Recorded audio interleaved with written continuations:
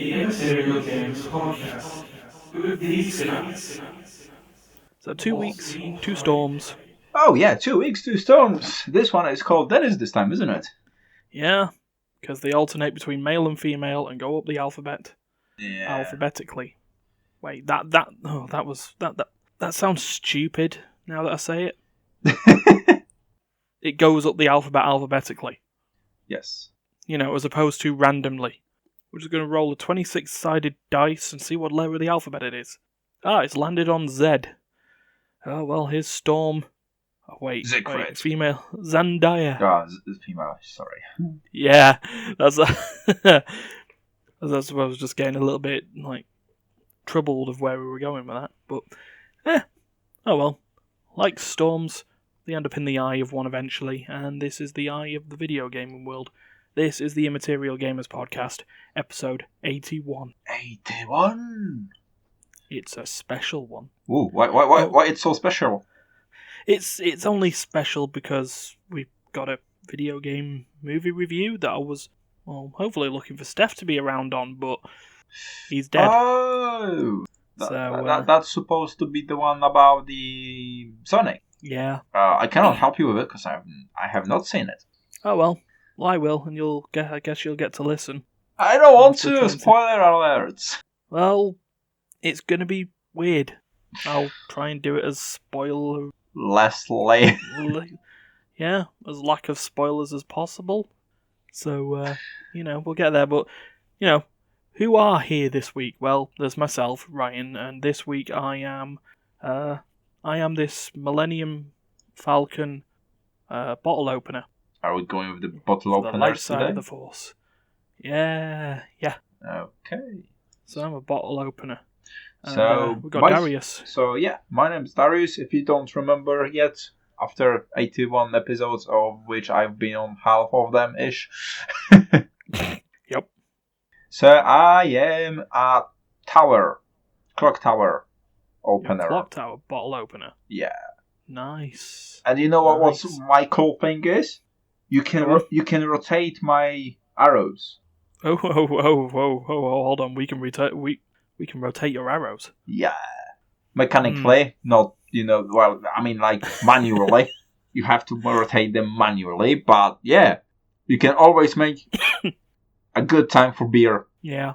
So let's say if 6 p.m. is your time, let's just move these 2 little arrows for 6 p.m. and open. Well, it's always beer o'clock somewhere. Exactly. Perfect. And trying to actually think what's happened in the gaming world this week. Nothing. PlayStation 4. Well, are we going with the news already, or are we just? No, this is just part of the warm up because we're not going to have the news because we got the. Yeah, review. Okay, so have you heard that PlayStation 5 is ditching some features and the price is increasing? Wait, hold on. We'd be paying more for less? Yes. What's the less? Well, the less is the PlayStation 5 supposed to have mirrorless camera inside. I'm not sure whether it's supposed to be attached to the actual PlayStation or as a camera on its own. Ah, sweet, because, we all learned our lesson from the Xbox and having its camera that's, spied at you the whole time. So anyway, yeah, we're supposed to getting that. But this time, well, we're definitely not gonna get it. Oh, thank God. I mean, definitely. It's like, everything is, at this point, are rumors. And at this moment, I forgot where I read about it. But if you give me a few minutes, I might be able to find it. So yeah, you definitely probably not get that feature which is supposed to be included. Mm-hmm. And on top of it, due to the fact that the RAM and other components are going up in prices, or I should say, you cannot really buy them anymore because they are bought by mobile phones companies. Mm-hmm. They have to pay extra premium for it. Ooh. So allegedly, they kind of it's everything is still a rumor because it's nothing official. Allegedly, it was like $450, And now we might have to pay like 470 on for the console itself. So I'm trying to find the actual news where I found it. I cannot. It's one of the things when you've got that Google feed, and the news are like popping every now and then. And once you refresh it, they are gone forever. Yep, that's how they seem to work. Mainly probably because they remove them. Yeah. Which, at that point, if they remove something... It was too true. Or the other one, it was very, very false. Or was very, very false. Yeah, that might be as well. Anyway, if I will find it at some point, I will let you guys know. Yeah, fair enough. But still, I'm quite excited for it. I can't wait for PlayStation 5. Yeah, see what happens. I mean, as I have probably not been console gaming as much recently, mainly because everything seems to work on a PC, and I wouldn't say that I'm part of the PC gamer master race, because I'm not. I like stuff everywhere, but there's just not much else there. And the only other thing I'm just thinking of is that the only other thing in the UK is that we've finally finished The Masked Singer in the UK. I know it's not gaming news, but if you ever wanted to find out who a giant singing hedgehog was, I might try to Google it later. Yeah, let's just say he's a famous stand-up comedian. That's what happened. Stand-up comedian who is also a very, very big stage star. Yeah, it was Jason Manford. But yeah, other than that, I don't think there's anything else that's been big that's been happening. Well, maybe a guy from Gears of War joined Diablo. Yay. Blizzard. Still messing up, so, Oh, Anthem is apparently being confirmed that that it's being rebuilt from the ground up. Which is either very bad or a little bit good. Yeah, well. Oh, Division 2 is also getting the expansion. New expansion pack. At which point it absolutely leveled the price of the base game to ridiculously cheap levels. Well, lucky I did not buy it on the premiere week or something like that. I bought it way after you guys had it, and I paid for it, I don't know, 15, 20 quid. Yeah, well, you didn't pay 3, but you paid less than us. But not that it's not a bad game. It's not. But no, I still do like it. Well, I did prefer the first one.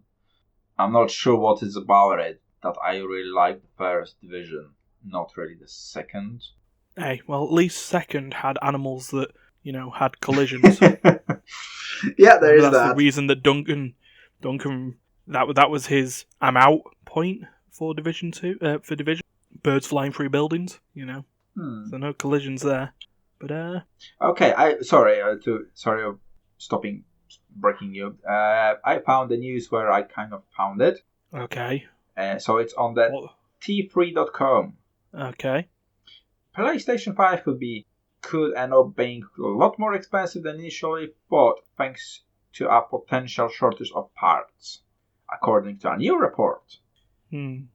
So, interesting. Yay. Well, we'll see what happens. I mean, we've also been the idea that apparently the coronavirus is going to prevent the building of these consoles as well, so... yeah, I would not be surprised if that will affect at least the prices, if not the actual delays. Yeah. On the launch day, basically. Yep, definitely. But, things are getting sorted, so we'll see how it works. So, let's move on to what's been played. What's been played? What's been played? Ryan, what have you been playing for the past week? Ooh.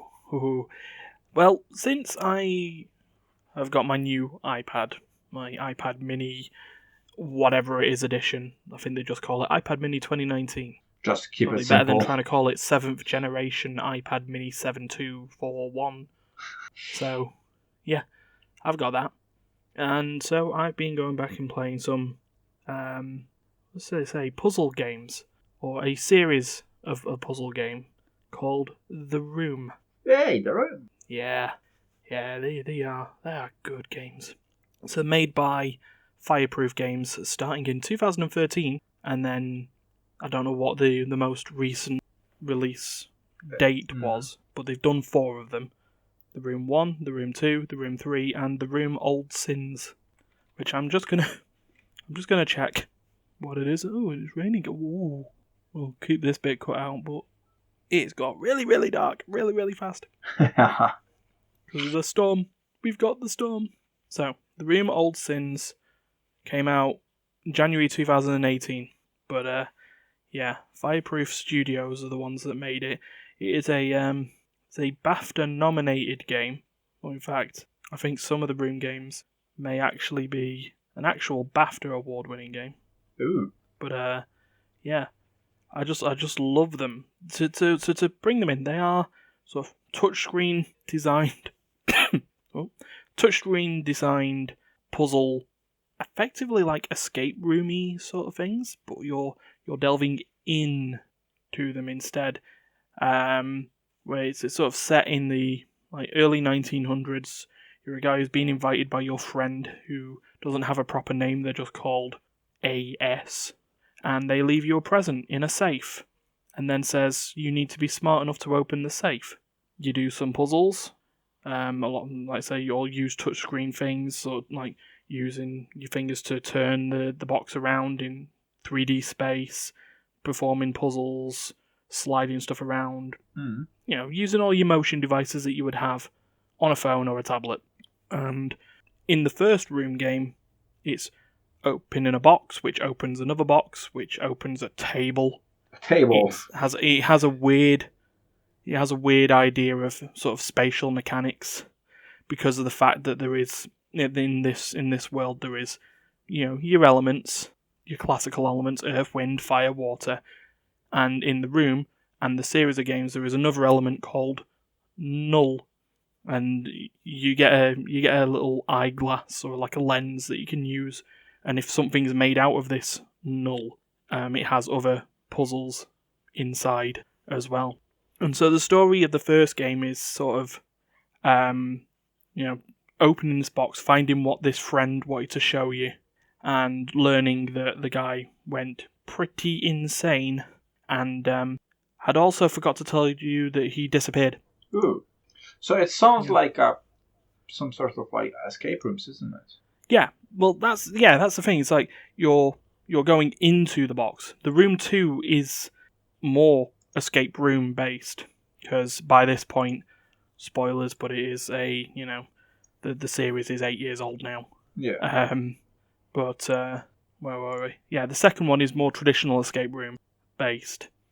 Now you're traveling. You're now trapped in some like subspace network full of rooms of over time, space, and everything like that. You're basically, it's almost like Quantum Leap, except you're not jumping through different people. You're just jumping through different areas.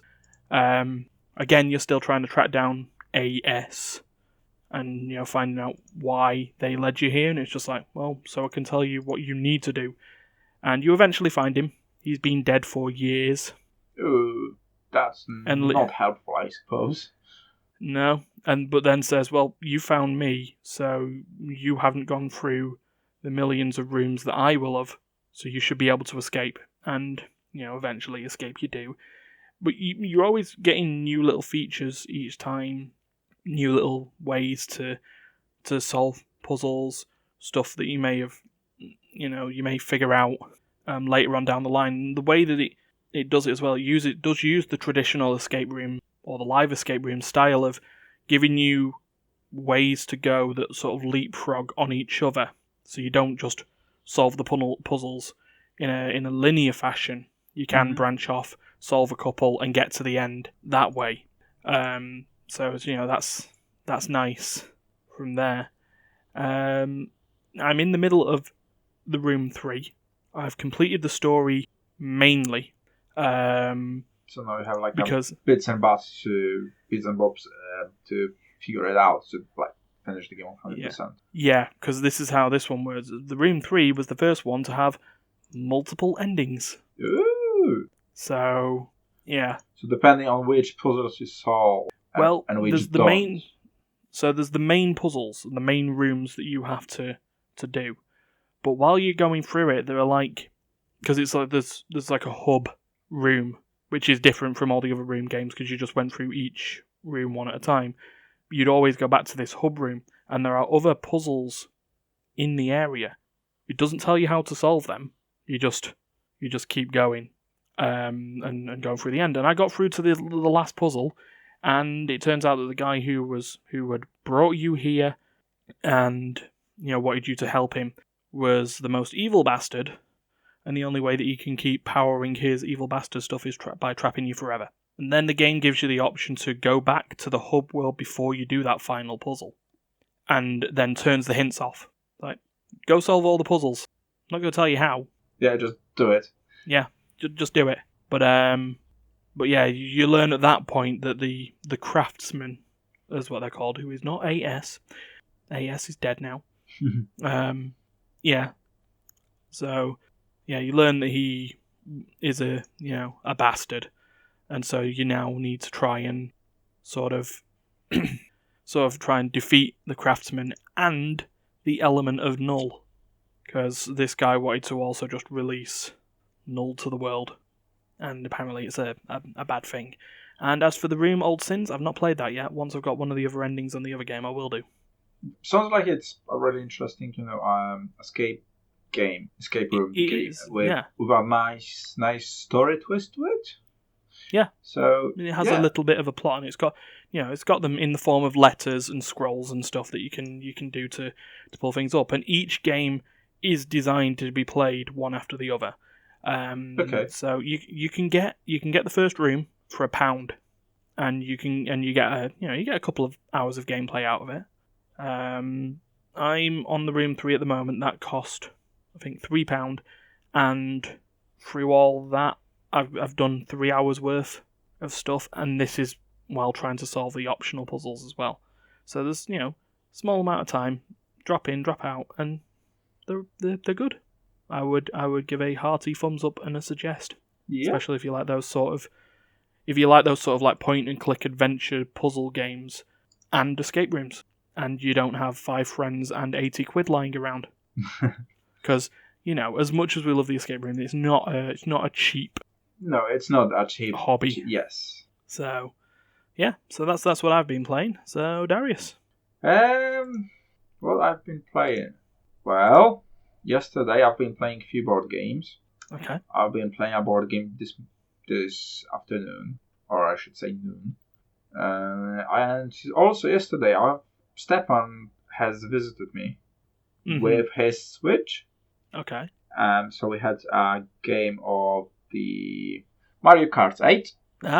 Which was a good fun. And what was it called? The other one? The Rabbids thingy? The RTS game where it kind of in style of XCOM.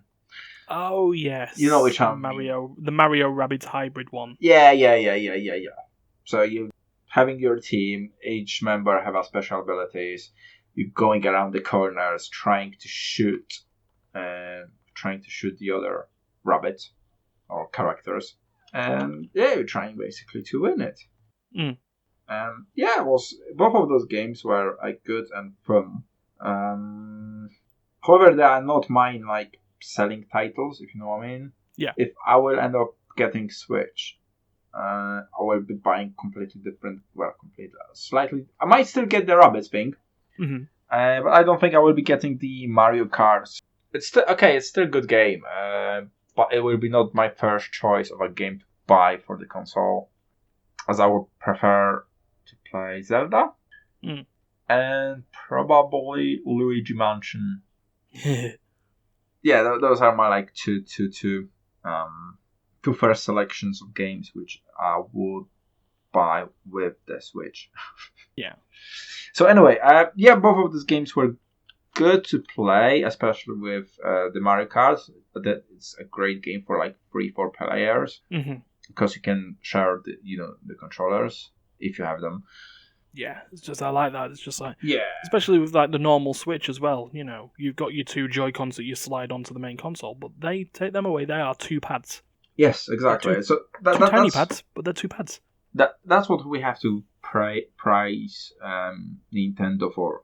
They're good on making the peripherals those controllers, those extra small bits and bobs, bits and bobs for the consoles. It was back in the day with the Nintendo Wii. I loved the fact that you can have those controllers wrap around your wrist and keep moving around, and then you have that. Ideally, it was like a fitness board, but then you could still use it for like snowboarding, etc. Oh, you could use that for yoga. Yeah, you could use it for many things, and yeah, that's what I like about the company. They're trying to be innovative. Yeah. About the ways how you play the games. So it's not always sit on the couch with the controller. You just get there, start playing the game, and start moving basically. Indeed. So yeah, that was my digital game for this week basically. Okay. And quickly about the non-digital game. So I've been playing Pandemic. Ah, yes. The Legacy. Ah, yes. Season 1 or 2? Season 1 still. Okay. I'm really mad about myself. I've been having this game for like 2 years now. Okay, I'm playing this more often as a standard, trying to play as a standard Pandemic than the actual Legacy. But today I've managed to play another month of it. So this time I was in August. Right. Oh no, sorry. August is next to play. I just finished July. July, okay. I just finished July for that.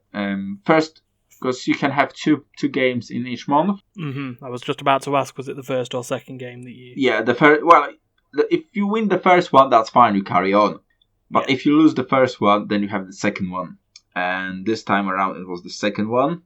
Okay. Because even though I forgot about one very important rule playing the first game in this month, we still managed to lose badly. Oh no. Yeah. And this time around, we fulfilled one of the objective in our first turn, which is a really great. It takes so much pressure out of you. That is just insane. And we had to search for a scientist. Yeah. And the way you do it, you have to be in a town which is fallen, so the green zombies. So you have to be infected with the zombies. It have to have a research base, and then you have to discard as an action one of those color of the city, because each region have its own color.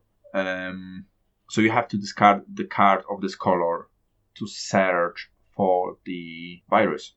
For the scientist, sorry.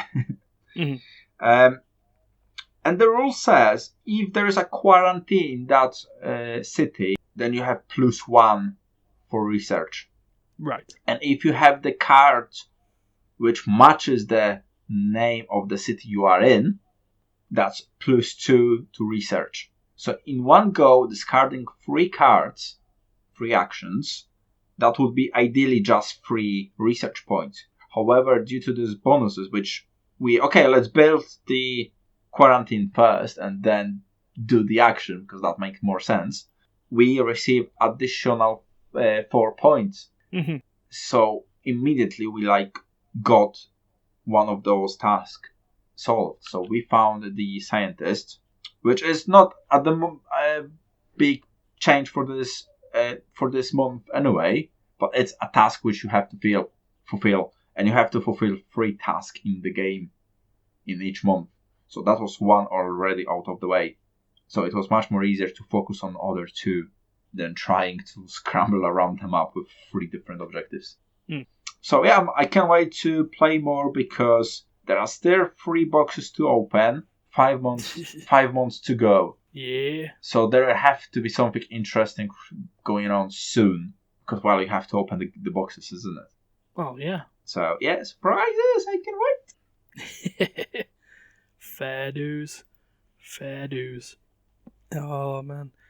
Like I said, I think we talked about me and sort of legacy games and a lot of us and stuff like that.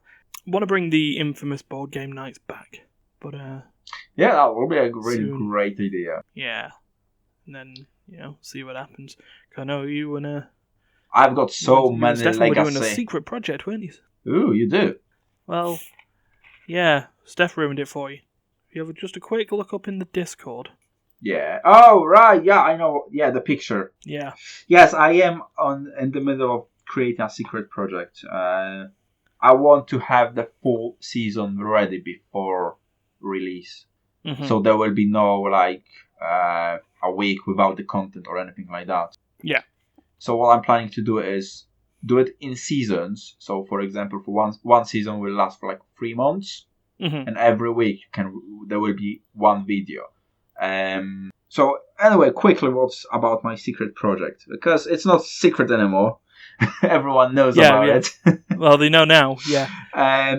So it will be a series of videos about board games.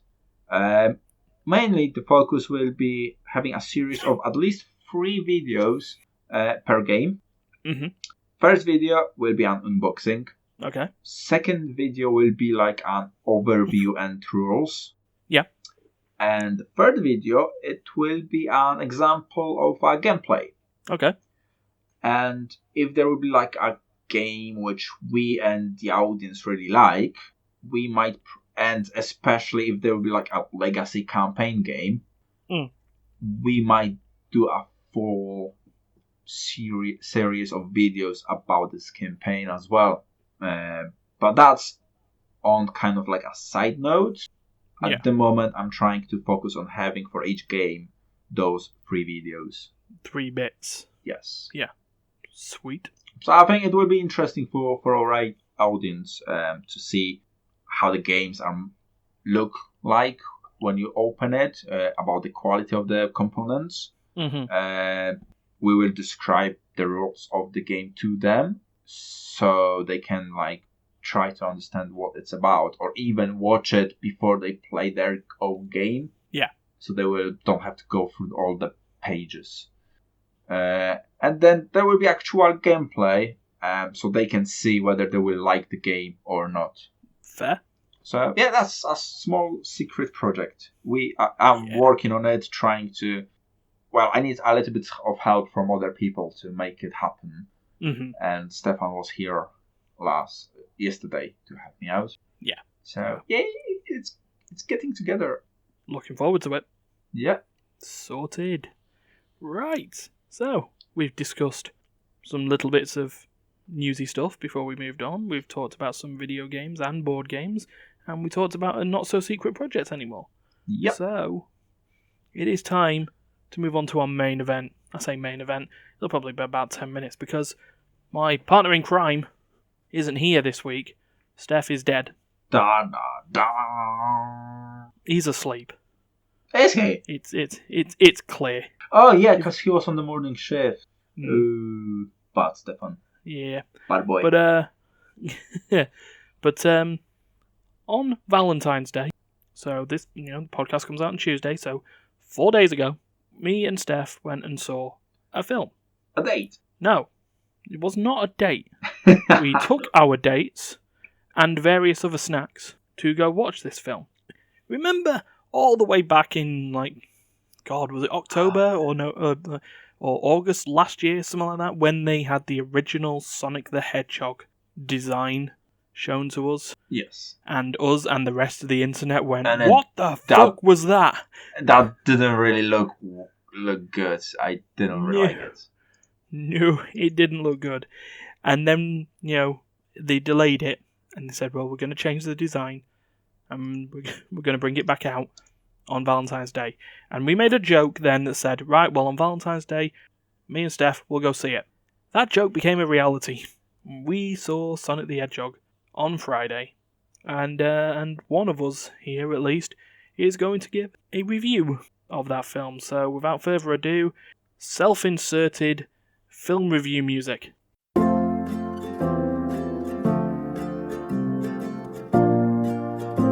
what do you think of the music, Darius? It's a good choice, isn't it? Yeah. Like it.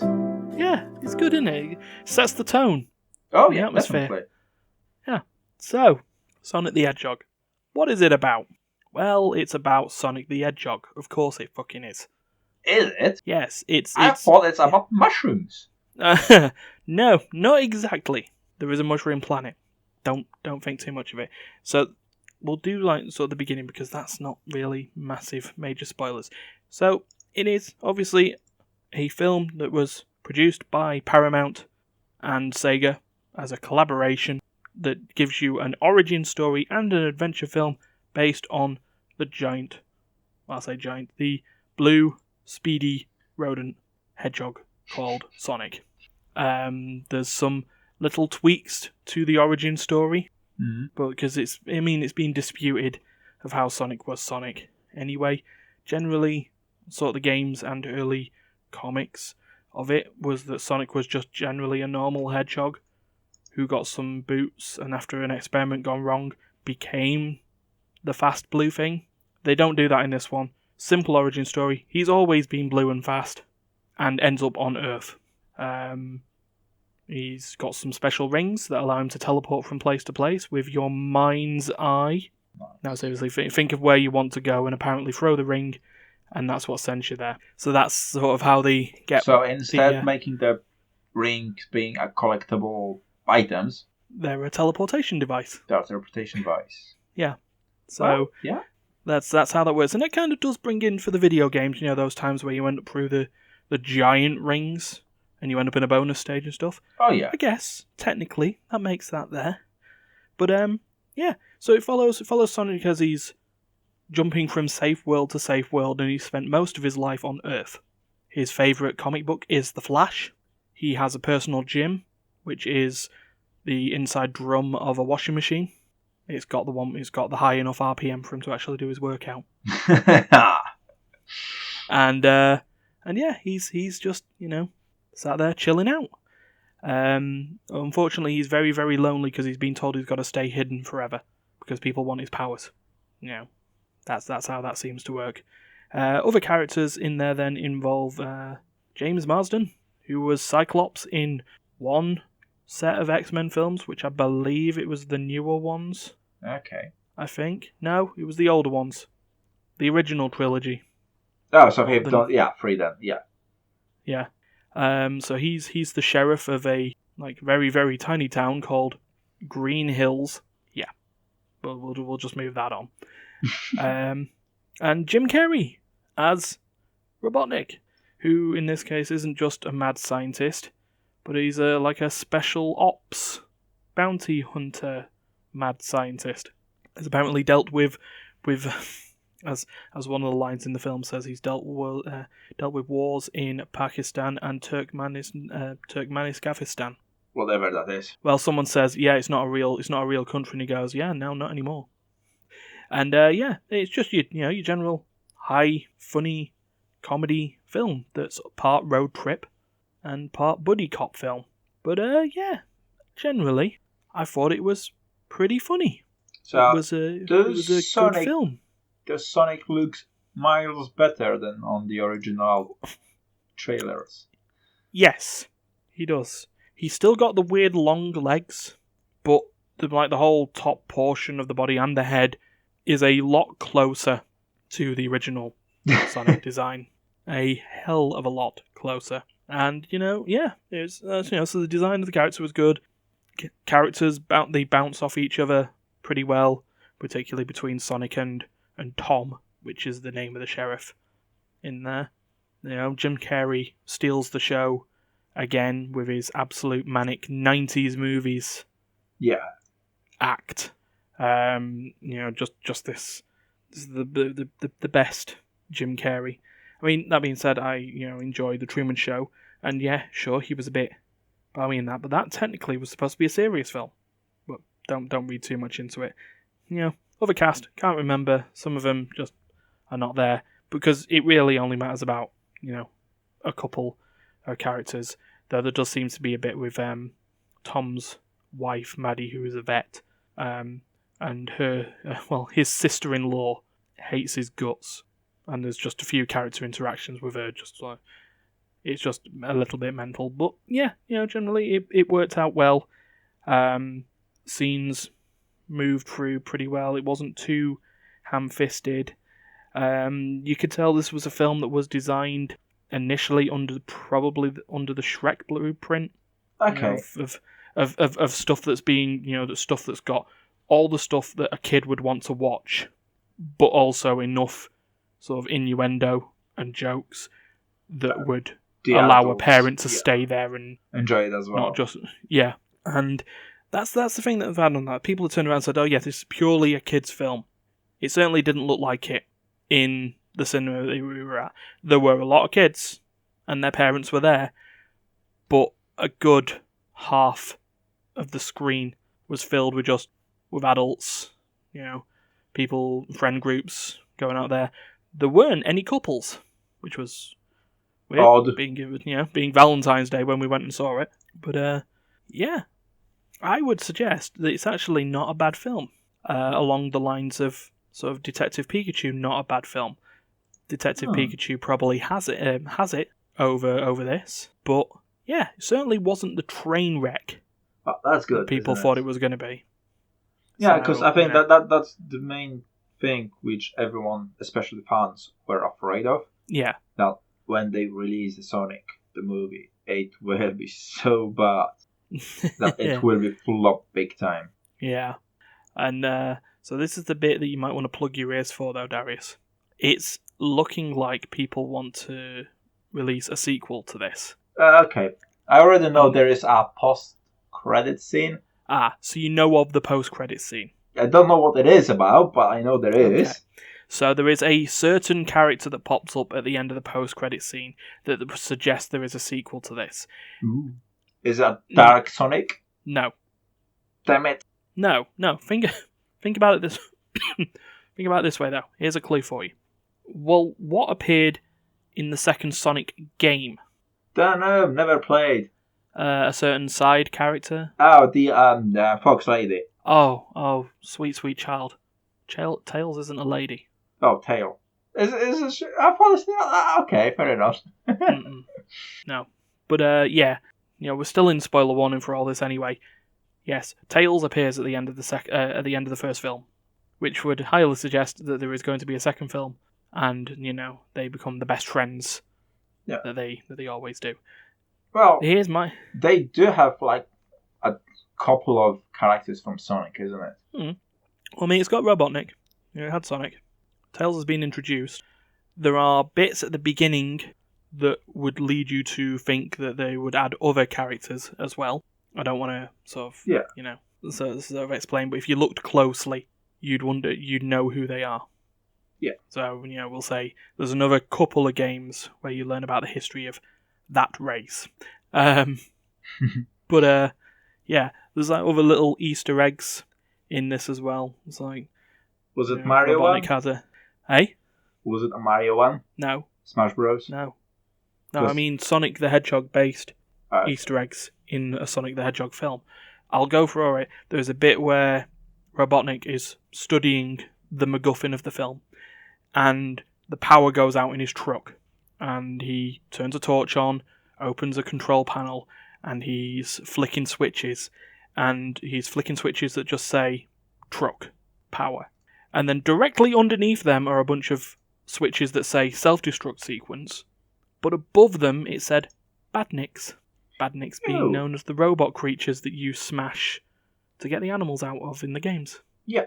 So, so he's already been looking at that sort of design. I mean, granted, I guess there is a couple of issues. There is one issue on this, I guess it is. Can we have less films where the main, bad guys are drones?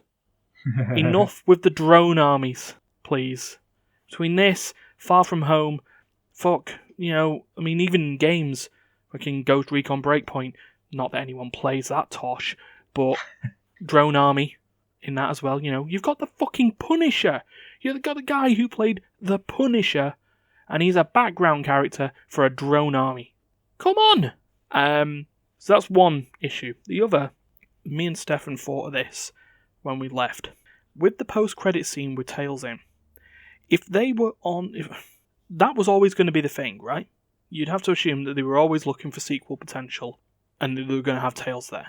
Mm-hmm. Did they redesign Tails as well as Sonic? Oh shit! Don't tell me they left it as it was. No. They had Tails, and Tails looks like Tails.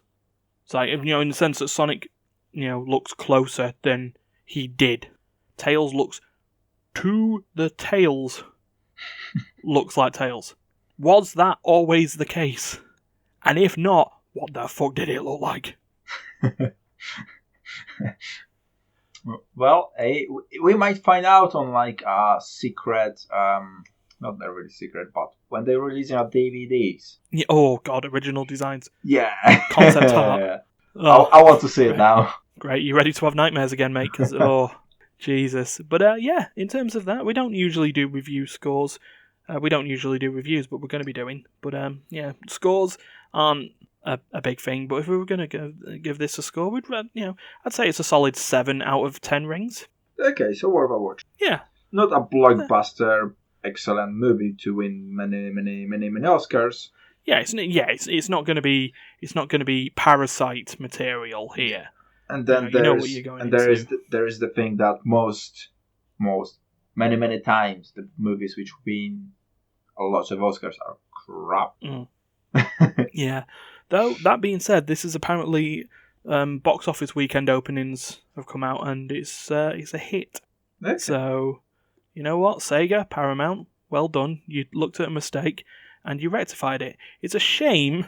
We have to get on the soapbox here. It's a shame it cost a visual effects studio its job. Ooh. Between that and Cats, they just got crunched and then discarded. But at least they get credited. So yeah, so if we're going to do this, just go off the original designs. The game's been out for fucking 25 years. That's what he looks like. That's how he stays. Expecting it. Yeah, and I mean it's bad. I guess the other argument of the whole thing of stand by your creative decisions is a thing as well. But maybe the original creative decision should have been there. Yeah, that's a personal thing. But yeah, that's our first video game review or video game movie review. Depends on if any other video game movies come out that we decide to watch, if we have any more of them. But there we are. Fair enough. Thanks for the insight on the Sonic. Yeah, and as spoiler free as I could make it. It was great. So for those who are still here, I don't know how we'd let people know that it's not spoiler free anymore. But ooga. Maybe they just got it slightly quiet, and that'll just be a bit louder. If anyone's watching the static video screen, there could just be a thing that just goes, spoilers over, and then they can come back in the room and then listen to the wrap-up, because it's getting cold, it's getting dark, and I'm getting hungry, and I'm sure you're getting hungry as well, Dariusz. Oh, yes. Yeah, so, yeah, we will wrap this up. So if you've liked what you've heard... Like it, subscribe, press the bell. Yeah, like and subscribe. Click the bell, comment, share, and, watch all the other stuff. There's a lot of it. All the other things like social media and other places that you can watch the podcast or listen to it are in the description of all the things where you are listening to it. And more to come. Yeah, definitely more to come. So, all that's left is to say thank you, Dariusz. Thank you, Ryan. And we shall see you next week. So for God's sake, don't kill each other. What he said. See you next time. See you, bye.